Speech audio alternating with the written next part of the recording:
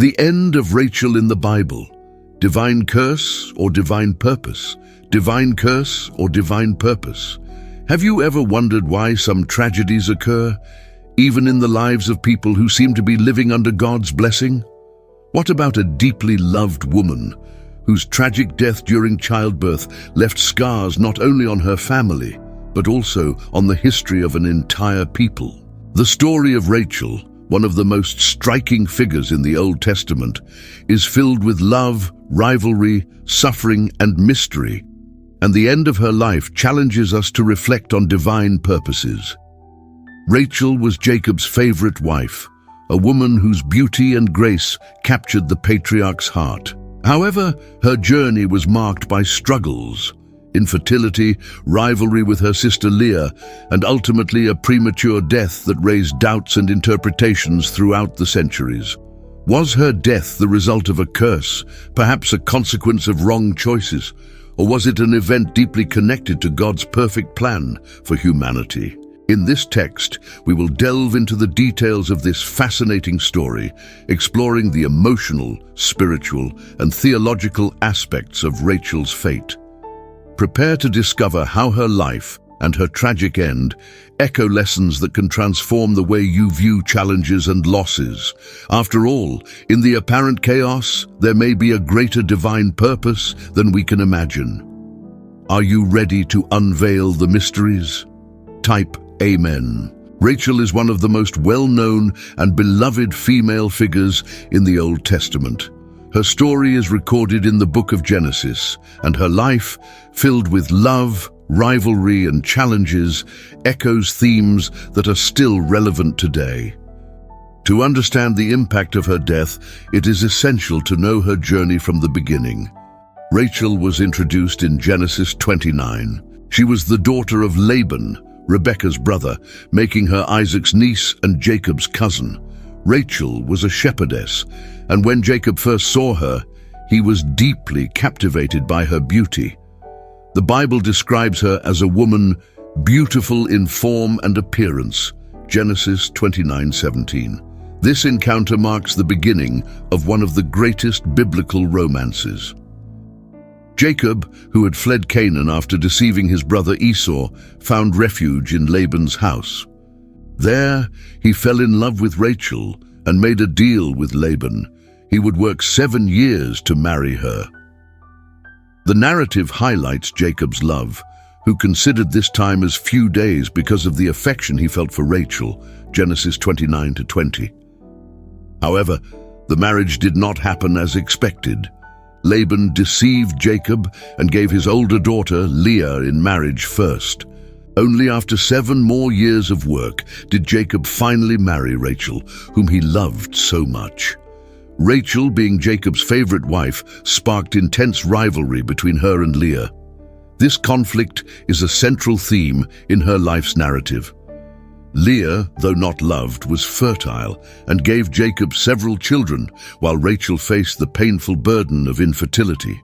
The Bible tells us that Rachel was deeply distressed and even told Jacob, "Give me children or I shall die." Genesis 30:1. Rachel's death is one of the most moving and intriguing episodes in the book of Genesis. Although her life was marked by moments of great joy, such as the birth of Joseph, her tragic end during the birth of her second son Benjamin casts a shadow over her story. This moment not only concludes the narrative of her life, but also carries profound spiritual and theological meanings that echo throughout the Bible. The account of Rachel's end is recorded in Genesis 35:16-20. Jacob and his family were traveling from Bethel to Ephratah, which would later be known as Bethlehem. During this journey, Rachel went into labor. However, the biblical text makes it clear that it was an extremely difficult labor. While suffering, Rachel gave birth to a son, but the complications were fatal. In her last moments of life, Rachel named her son Benoni, which means son of my sorrow. This name reflects both her physical and emotional agony, a farewell imbued with sadness. However, Jacob, in an act of redefinition, named the boy Benjamin, which means son of my right hand or son of happiness. This gesture can be seen as Jacob's attempt to transform tragedy into something positive, preserving Rachel's memory and honoring the birth of her son. Rachel was buried on the way to Ephratah, and Jacob erected a pillar over her tomb. This landmark remained as a memorial, a symbol of love and loss that survived time. The exact location of Rachel's tomb became a place of great spiritual and historical significance, especially for the Jewish people. Rachel's death raises a series of questions about the spiritual and symbolic meaning of this event. First, the location of her burial on the way to Ephratah, and not in the family tomb in Machpelah, is significant. While other patriarchs and matriarchs, Abraham, Sarah, Isaac, Rebekah, and Leah, were buried together, Rachel was left in a separate location. This fact has led many scholars and theologians to reflect on the reason for this separation. For some, this may symbolize Rachel's unique role in biblical history. She was not only the mother of Joseph and Benjamin, but also the figure who represents Israel's lament in the scriptures. In Jeremiah 31:15, Rachel's voice is evoked as a metaphor for the suffering of God's people. A voice was heard in Ramah, lamentation and bitter weeping, Rachel weeping for her children, refusing to be comforted because they are no more. This verse, quoted again in the New Testament, Matthew 2:18, connects Rachel's story to the massacre of the innocents in Bethlehem during Herod's reign. This symbolic use of Rachel shows how her pain transcends the immediate context of her death. She becomes an archetype of maternal suffering and mourning, but also of hope in God's redemption. Another important point is that Rachel's death occurs at the birth of Benjamin, the last of Jacob's 12 sons, who would give rise to the 12 tribes of Israel. Benjamin, as the youngest, plays a significant role in Israel's history. The tribe of Benjamin would become one of the tribes of the southern kingdom, sharing territory with Judah and maintaining the messianic lineage until the birth of Jesus. This detail connects Rachel's death to a greater purpose. Although her departure was painful, Benjamin's birth was essential to the fulfillment of God's plan. He not only completed the number of tribes, but also consolidated Israel's future as a nation. Although Rachel's death is deeply tragic, her story is full of nuances of hope and divine purpose. The pain of childbirth, which resulted in her death, echoes the curse pronounced in Genesis 3:16, where God told Eve, "With pain you will give birth to children." However, her story also points to the fulfillment of God's promises. Through her sons, Joseph and Benjamin, Rachel leaves a legacy that influences the entire biblical narrative. Furthermore, her life and death serve as a reminder that even in the most difficult circumstances, God is working to fulfill his plans. Rachel's suffering was not forgotten. It was transformed into something significant in Israel's history and in the salvation of all humanity. Rachel's death also challenges us to think about the meaning of suffering in our own lives. Why do good people suffer? Why do tragedies occur, even when we seek to live according to God's will? Rachel's story does not offer easy answers, but it encourages us to trust that even when we do not understand God's ways, he is present and in control. Her story teaches us that pain can be redeemed and that divine purpose can shine even in the darkest moments. Rachel's tomb, although a symbol of loss, is also a landmark of faith, reminding us that our lives have eternal significance in God's plan. This statement shows the depth of Rachel's suffering. In the culture of that time, fertility was seen as a divine blessing and a sign of status and favor. For a woman, not being able to bear children was a source of shame and sadness. Yet her pain also reveals human vulnerability in the face of circumstances beyond our control. Rachel's struggle was not only physical, but also spiritual. She sought human means to resolve her infertility, giving her maidservant Bilhah to Jacob as a kind of surrogate mother. Genesis 33:8. This resulted in the birth of two sons, Dan and Naphtali. However, even these births did not fully satisfy Rachel's desire to have her own children. After years of waiting, the Bible reports that God remembered Rachel, Genesis 30:22, and opened her womb. She gave birth to Joseph, whose name means, "The Lord will add me another son." This moment was a great victory for Rachel, not only as a mother but also as a woman who trusted that God would hear her cry. Joseph, Rachel's son, would later play a crucial role in Israel's history, being used by God to preserve his family during the famine in Egypt. Despite this moment of joy, Rachel's life continued to be marked by challenges. Her rivalry with Leah persisted, and family tension only increased as Jacob's large family expanded.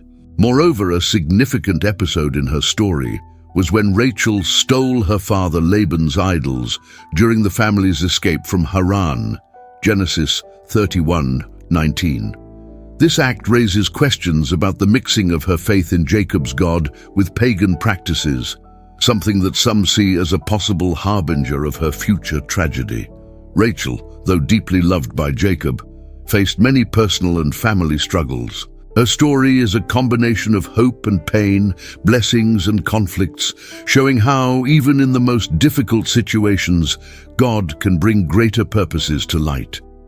This is the woman whose life and death marked biblical history and continues to be a topic of reflection for generations. As we move to the next part, we will see how her tragic end connects with the divine plan and what it teaches us about God's sovereignty. Rachel's death continues to be a widely debated topic among scholars and Bible readers. Her premature departure during the birth of her second son, Benjamin, seems to be a tragedy in a life already marked by challenges and conflicts. The central question that arises is, was her death a divine curse, possibly a result of wrong choices, or was it part of a larger plan within God's purpose?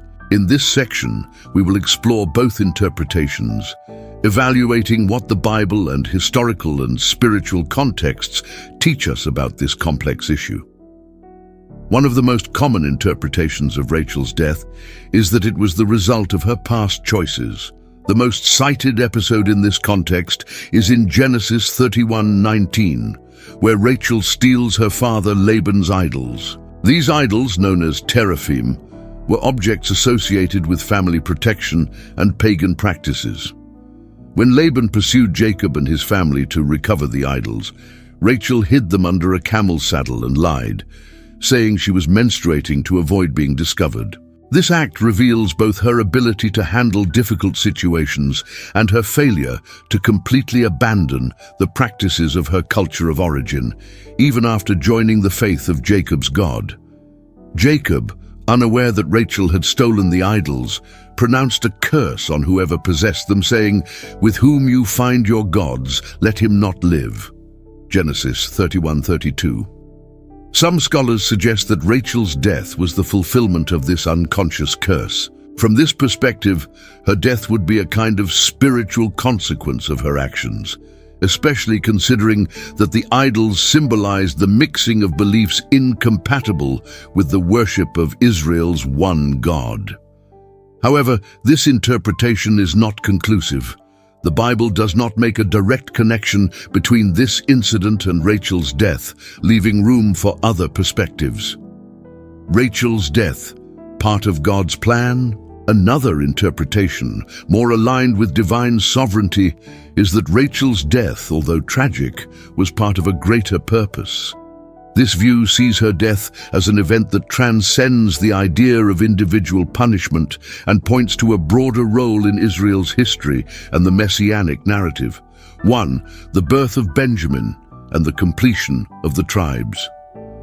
Rachel's death occurred at the birth of Benjamin, the last of Jacob's 12 sons. These sons would be the patriarchs of the 12 tribes of Israel, forming the foundation of God's people's identity. Benjamin's birth, despite bringing pain and loss, completed this symbolic and necessary number. Furthermore, the tribe of Benjamin played an important role in Israel's history. Although it was the smallest of the tribes, it produced significant figures, such as King Saul, Israel's first king, and the Apostle Paul in the New Testament. The impact of this lineage shows how God can transform a tragic event into something with eternal and glorious repercussions. 2. Rachel as symbolism of suffering and redemption. Rachel is not just a historical figure, but also a symbolic figure in the Bible. Her pain and death are often interpreted as representations of human suffering in the face of the struggle between the temporal and the eternal. In Jeremiah 31:15, the image of Rachel weeping for her children is used as a symbol of Israel's mourning. This prophecy refers to the Babylonian exile, when God's people were taken captive, but also points to a future of restoration. The verse says, "Thus says the Lord, a voice was heard in Ramah, lamentation and bitter weeping, Rachel weeping for her children, refusing to be comforted, because they are no more." This same passage is quoted in the New Testament, in Matthew 2:18, to describe the massacre of the boys in Bethlehem by order of King Herod. Rachel, in this context, is seen as a mother who suffers not only for her children, but also for the fate of an entire people. However, in both Jeremiah and Matthew, Rachel's suffering is accompanied by promises of hope and redemption. Rachel's tomb, located on the road to Bethlehem, has become a place of remembrance and veneration. It is mentioned throughout biblical history as a site of spiritual significance. To this day, the tomb is visited by people of various religious traditions who see it as a symbol of sorrow and intercession. The fact that Rachel was buried outside the family tomb in Machpelah may also have prophetic significance. As the mother of Joseph and Benjamin, their lineages were crucial in shaping Israel. Joseph, representing the tribes of Ephraim and Manasseh, had a significant influence on northern Israel, while Benjamin became a crucial part of the southern kingdom alongside Judah. In this way, Rachel's physical separation may symbolize her connection to the entire people of Israel, rather than just Jacob's direct lineage. The central question, curse or divine purpose, does not have a simple answer. Rachel is a clear example of how the Bible combines God's sovereignty with human responsibility. While her actions, such as stealing idols, may have brought consequences, the biblical narrative emphasizes that God uses even human tragedies to fulfill his plans. Her life and death are a powerful reminder that, although we may face pain and loss, nothing escapes God's control. Rachel's death, though filled with suffering, paved the way for the formation of Israel and the coming of the Messiah. Rachel's story challenges us to reflect on how we face suffering and adversity. We often ask, why did God allow this in my life? The answer isn't always clear, but Rachel's story shows us that even in the most difficult times, God is working to fulfill his eternal purposes. Whether you are facing loss, conflict, or doubt, remember that God transforms pain into purpose. Just as Rachel's death pointed toward the future redemption of Israel, our challenges can be used by God for something greater than we can imagine. May we trust in him, even when we don't understand why things happen, and rest in the certainty that his will is good, perfect, and pleasing. Rachel's story is a powerful testament to how God can use even the most painful experiences to fulfill his purposes. From her struggle with infertility to her tragic death in childbirth, her life was marked by profound challenges that reflect human tensions between faith, suffering, and hope.